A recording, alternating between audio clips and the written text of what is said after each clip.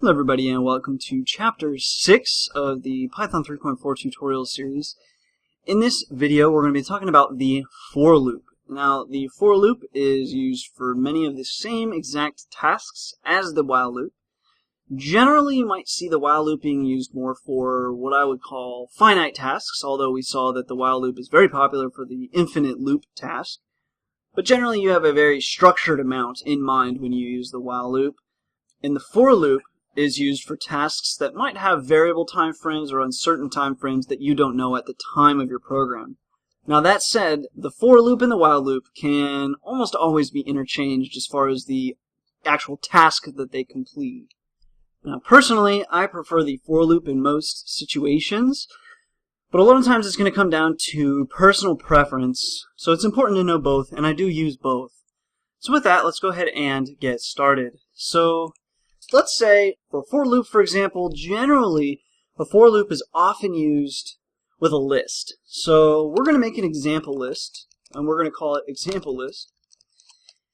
And even though we haven't covered lists, a Python list is just encased in square brackets, and then you make a list. You do not have to copy my exact list, but let's just say the list is 1, 6, 7, 3, 6, 9, and 0. Now, what we use for loops for, again, most often is to iterate through a list, or at least what I tend to use them for most, but maybe other people use them differently.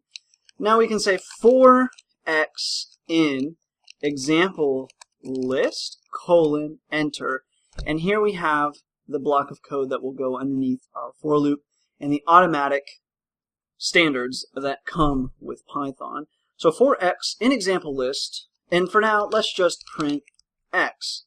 And what this does is it basically says for x in example list. So we could actually say for, maybe an easier way to think about this would be for thing in example list, print thing.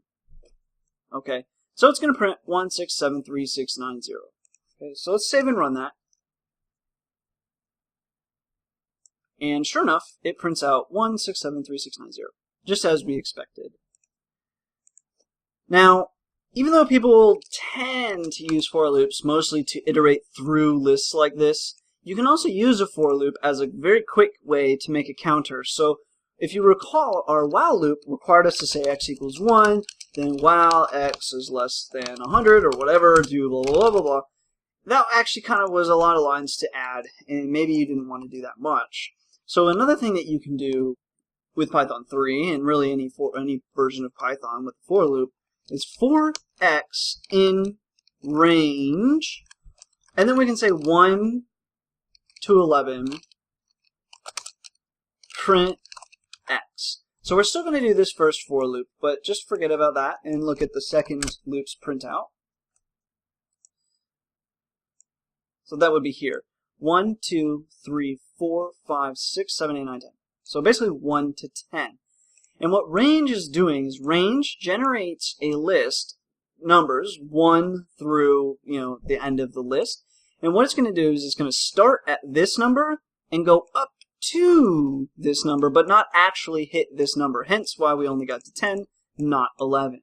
Range in Python 3, if you are familiar with Python 2.7, range does what Python 2.7's xrange did. And actually Python 2.7's xrange was based on Python 3's range, because range is a much better function.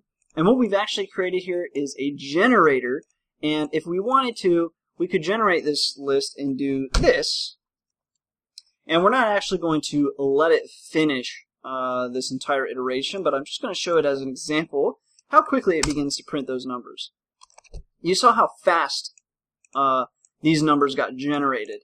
Now in the old days, and without range being a generator, this generation of 1 to, I don't even know what number this is, would normally have created a gigantic list that was stored in your memory, and it would have literally, even if you had 64-bit Python, I've got 32 gigs of RAM, would estimate that this probably would have blown out even my RAM. So anyway, that's the idea of a generator function as well, but maybe more on those later. So let's return back to the range being more like 11, and that's it.